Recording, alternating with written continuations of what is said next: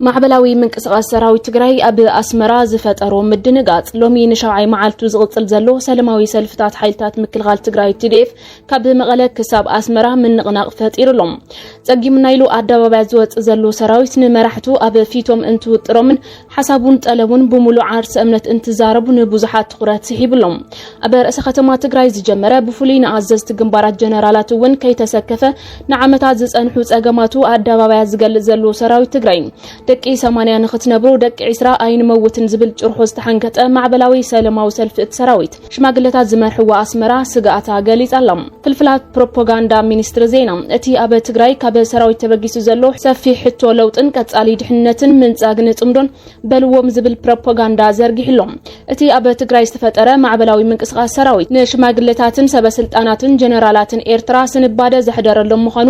ብግልጽ ቋንቋ ሚኒስትሪ ዜና መሳርሒ ፕሮፓጋንዳ ዝጥቀመለን ማሕበራዊ መራኸብታት እቲ ተጀሚር ዘሎ ሰላማዊ ሰልፊ TDF ንትግራይ ናብ ደልሃመት ዘእቱ ስለዝኾነ መራሕቲ ሕወሓት ሸለል ክብልዎ ከም ዘይብሎምን ስጉምቲ ኣብ ልዕሊ መንእሰያት ተጋደልቲ TDFን ክወስዱ ጸዊዕሎም ኣብ ትግራይ ደቂ 20 ዓመት መንእሰያት ኣራሲንካን ኣስኪርካን ክቕየር ዝኽእል ፖለቲካዊ ቅዋም ይኹን ጉዕዞ የለን ብማል ናይ ምግባር ተኽእሎ ከም ዘለዎ ዝገልጽ እቲ ፍልፍል ፕሮፓጋንዳ ህግደፍ ኣብ ዝቕንያት ኣብ መሳርዕ ሰራዊት ትግራይ ብምእታው ነውፅን ኣውያትን ክፈጥሩ ህርድግ ዝብል ዘሎ ሃሱሳን ክንዕዘብ ቀኒና ለና ይብል እዚ ግን ኣየዋጸናን እዩ ንትግራይ ድማ ናብ ካልእ ደልሃመት እዩ ከምርሓብ ብማል የጠንቅቕ ሕተ ዘለዎ ብስርዓትን ዲስፕሊንን ሕቱ ከቕርብ ንቡር እዩ ካብኡ ዝሓለፈ ግና ኣድላይ ኣይኮነን ክግታእ ጥራይ እዩ ዘሎ ብማል እቲ ናይ ሰራዊት ትግራይ ምንቅስቃስ ካብ ሰራዊት ኤርትራ ከይብገስ ዝፈጠረሎም ስጋኣት የንብቡ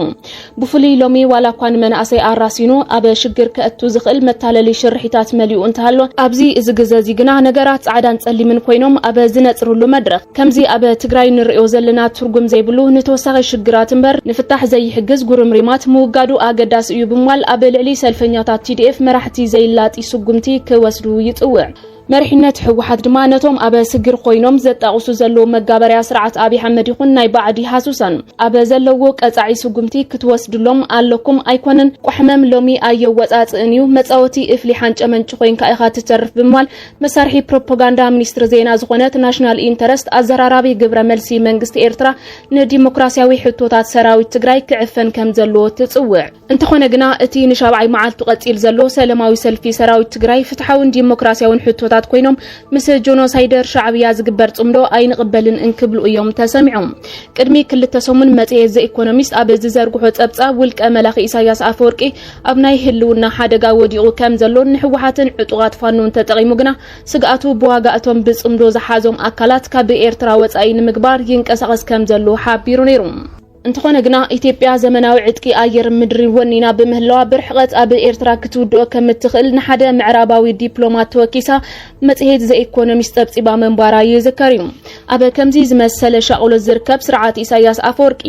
ብሽም ጽምዶ መናእሰይ ትግራይ መዝሓል ጥይት ገይሩ ምስ ኢትዮጵያ ንኽዋጋ እናገብሮም ዝርከብ ምንቅስቓሳት ጀጋኑ TDF ብግልጺ ቋንቋ ሎምቕነ ነጊሮም ወለው እዚ ድምጺ ሰራዊት ትግራይ ነቲ ብሽም ጽምዶን ዋጋ ተጋሩን ምስ ኢትዮጵያ ንምግጣም ዝሓቀኑ ከቢድ መርድእ ምዃኑ የረድእ ትማሊ በሰራዊት ተወጢሩ ዝነበረ ጀነራል ምግበይ ሃይሎም ናብ ሓራ መሬት ዝኸዱ ናብ ዓዶም ይምለሱ ሓንጎፋ ኢልና ክንቅበሎም ኢሎም ጀነራል ምግበይ ሃይሎም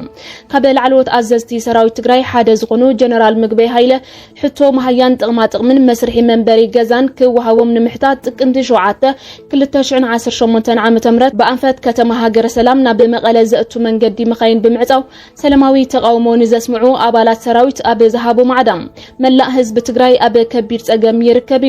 ምዕራብ ኣቤሎም ንደማመት ጸገምና ንፍታሕ እቶም ኣብ ሓራ መሬት ዘሎ ኣሕዋትና ተጋግዮም እዮም ይመለሱ ብዝግባእ ምርዳእን ክንክንን ክንቅበሎም ኢና ዝኾነ ሰብ ናብ ሓራ መሬት ዝኸደ ይመለስ ክኸይድ ዝሓሰበውን ደው የብሎም ኣብ ዓዲ ኮይኑ መሰሉ ይሕተት ካብዚ ወጻኢ እንተመሪጡ ድማ ይኹን ኣነ ምሳኹም ኣለኹ እቶም ዝኸዱውን ይምጽኡሞ ሓቢርና ንቃለስ ምጹ በልዎም ከም ህዝቢ ኣብ ጸገም ኣለና ካብ ጸገምና ንምውጻእ ድማ ከም ህዝቢ በሓባር ንቃለስ ከም ሰራዊት ኣብ ጸገም ኣለና ሓደ ኮይና ጸገምና ንምፍታሕ ንቃለስ ሕቶ ትግራይ ኣይተመለሰን በሓባር ተቃሊስና ንመልሶ ድማ ኢሉ أركم هاي من عراي كابير سوي من عراي ما هي لما everybody تقراوي سو لكيف أو أبلا يكون الآن لكن جبر حالي هذا حتى هاي نيرتل ناور تكذن يربس تقول الساعات لا تعاون وشوف رأي كامل حفت هذا حوكا قطاتك أبي لو تسوي أنا خطوط بدل يكون كل everybody تقرأ ثلاث أربعة تسوي اللي حقهم يقبل يقبل حزنا براس لا تصقمكم كل نجار ركلكم كي تسمعون غيركم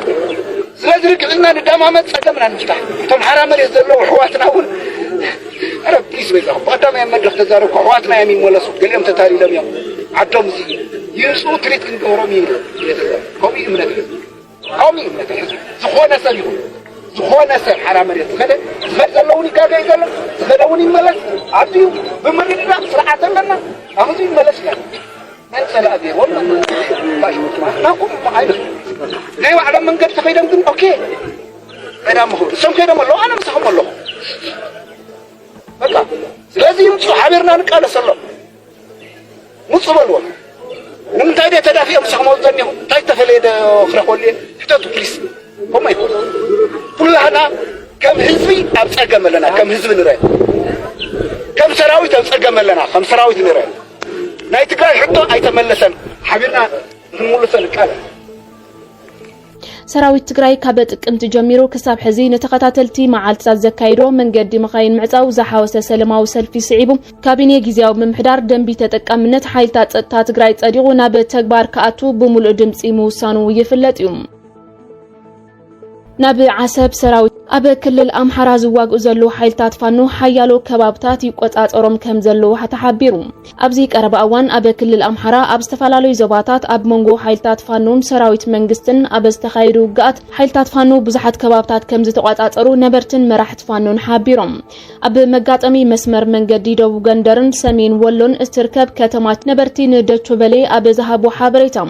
ሓይልታት ፋኖ ኣብ ከባቢኡ ዝርከብ ከባብታት ጨጨሆ ዘቢጥ ገርገራን ኣፍላቂትን ሓዊሱ ተቆጻጺሮም ወሎ በተመሳሳሊ ኣዛዚ ክፍለ ሰራዊት ጨጨሆ ሜጀር ሚኪያስ ነታ ጣብያ ኣብ ዝሃቦ ቃል ሰራዊት መንግስቲ ኣብ ከባቢ ራያ ቆቦን ንሙጃን ኩል መስክን ክቆጻጽሩ ወፈቲኖም ኳን ተነበሩ ከቢድ ክሳራ ኣጋጢሞም ኢሉ ካልእ ዕጡቕ ፋኖ ዝኾነ ኣብዚ ቀረባ እዋን ኣብ ዝተኻየደ ውግእ ከም ሳንቃ ዲባላንን ዝኣመሰሉ ቦታታት ኣብ ትሕቲ ቁጽጽሮም መእትዮም ኣለው ኢሉ بخالق وجن أب سمين ولو لاستا بالبلا نباري ندتشوفيلي أب زهابو قال اتخبابي أب تحت تصرفانو كابزت أنحى نوح وان كم زنبرز قالت أخوينو أب قرب أوان زتفت أروج كم زي نبر قالت حزين أستاد كل تمعلتي سلاماوي قبل الرئيت وهيبو تمالي أب سمين ولو كبابي سانك أب زركب لعل إنباب بكلو مانك أب استبهال بوتا وج كم زنبرة اتتصاب عمل كتلهم وهب قال حيل مكلخال برغادير جنرال جيت النت آدانم بزعبات خونتات مستحاتتهم حبريتا كاب كفلي مرخبتات منغستي انت زي متيو ملسي كم زيهب نت معخن زينا حابيرو لهم اب مينستري اغلغلوت كومونيكيشن مختل مينستر زخونه ايتا كبد دسيسام بزيكا متقعتي مفصام اب زخونه بوتا ناي موغا عربي كم زي بلو عملكيتو بمسرت صبصاب دوتشفيلي بزعبا اتوم عطقات فانو زبلو كبابتات يكون اب قرب اوان اب استخايده وغ زغاطمه فصامتات ناصا مرغاغصي وي زنصق ايرخبكون يلام